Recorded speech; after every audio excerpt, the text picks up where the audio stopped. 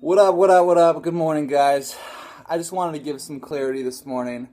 I'm making these videos not only for you guys, but for myself too. Sometimes, if my message doesn't reach a lot of people, I gotta be honest with you, it doesn't hurt me really, because sometimes I need my message as much as I feel like other people might need it. One thing that's really important is don't give up. I know everybody says that, but it's so much more to say once you've not given up and you feel like everything's coming against you. I had a post yesterday that was about addiction, and it was about how everybody misunderstands addiction, and everybody thinks that it's a chemical dependency. What the example was is there is a bunch of rats in a cage, and they put two different kinds of water. One has water with heroin in it, and then the other one is just plain water. And it's an empty rat cage. And so these rats are drinking out of the heroin water, and eventually they shrivel up and die. Now, one scientist came in, he said, well, this is weird. Maybe it would be different if the rat cage wasn't empty. So they made this rat amusement park. And it's basically rat heaven, right? You've got all the cheese you want, all the friends you want, all of the entertainment and just fun, running up and down, getting the exercise and going through fun tubes, whatever have you. And they put the two kinds of water in there. And sometimes the rats drank out of the drug-laced water, but it wasn't often, it was never consistent, and most of the rats stayed away from it. And like I said, if they did use it, they didn't really come back to it, and if they did, it wasn't often, it wasn't an addictive thing. So what they discovered is the opposite of addiction is not sobriety, it's connection. Now, I can tell you guys personally that I've started back when I was 13 years old. I was drinking. I think I started smoking when I was 14. I was skipping school. And that's just to be honest with you guys. And I didn't figure it out till I was about 18 or 19. I didn't have my real moment of clarity. I mean, I had moments of clarity, but it wasn't as much of a revelation as was required to change my behavior long term.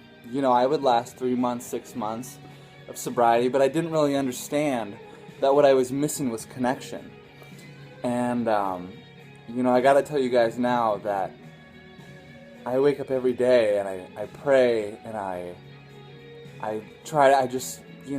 listen to God, and I encourage you guys to spend time with God. And if you don't know how to do that, or if you don't know where to start, I would say just set aside a time for God in the morning and just say, well, God, I'm here.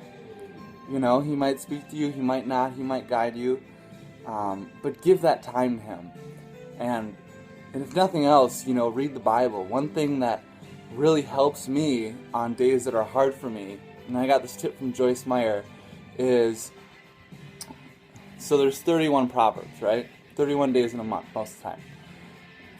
Any day that you're having trouble, go to that chapter in Proverbs that matches the day of the month, and then read that chapter.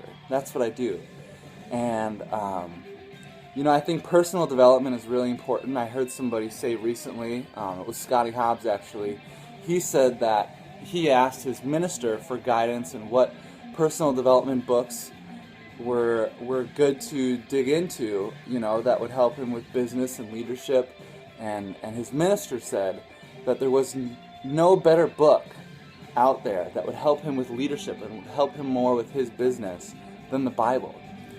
And it's amazing to me how true I'm finding that to be. I'm reading a lot of personal development books right now, and Nothing sets me more free than when I read the Bible. You know, you're going to get a lot of tips out there from reading personal development, but the one thing that the Bible can give you, I know for sure, is it makes hard things easy.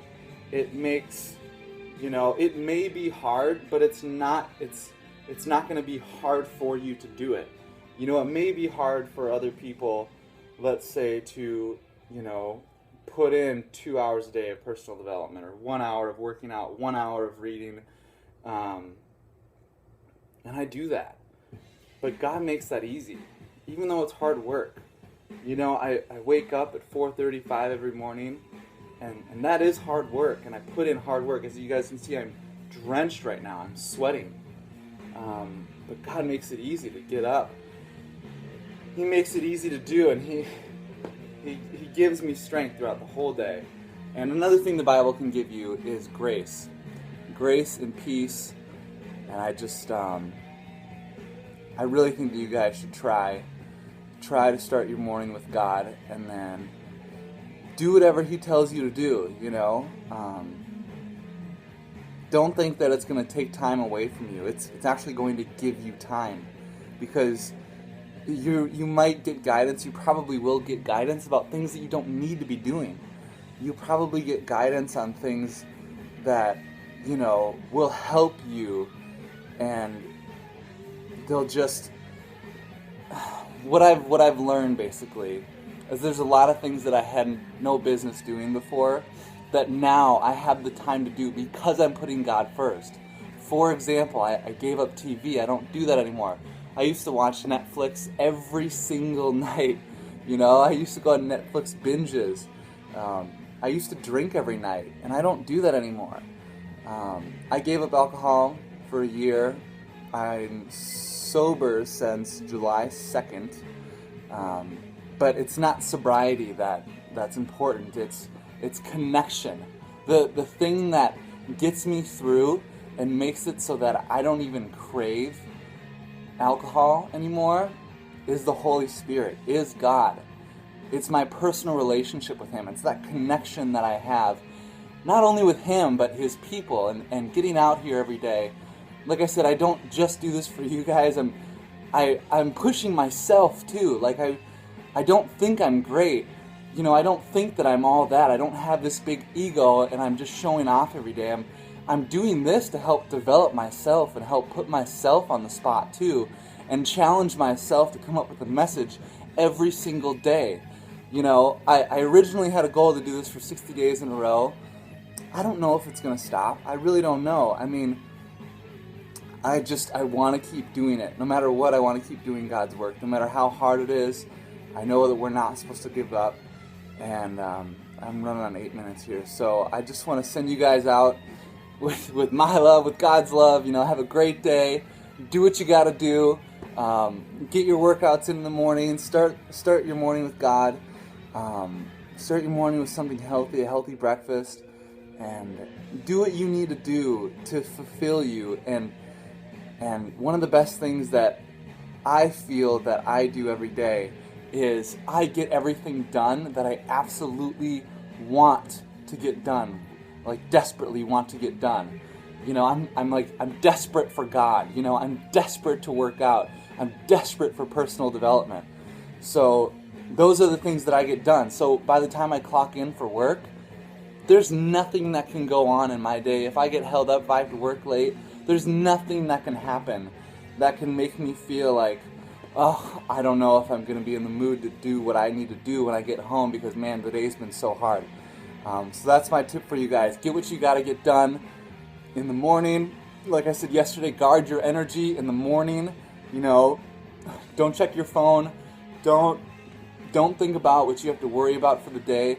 Just let it all go in the morning, and then give it all to God, guys. Give it all to God. And let Him guide you. Let His Holy Spirit guide you. Pray for His Holy Spirit to guide you every single day. Love you guys. Peace.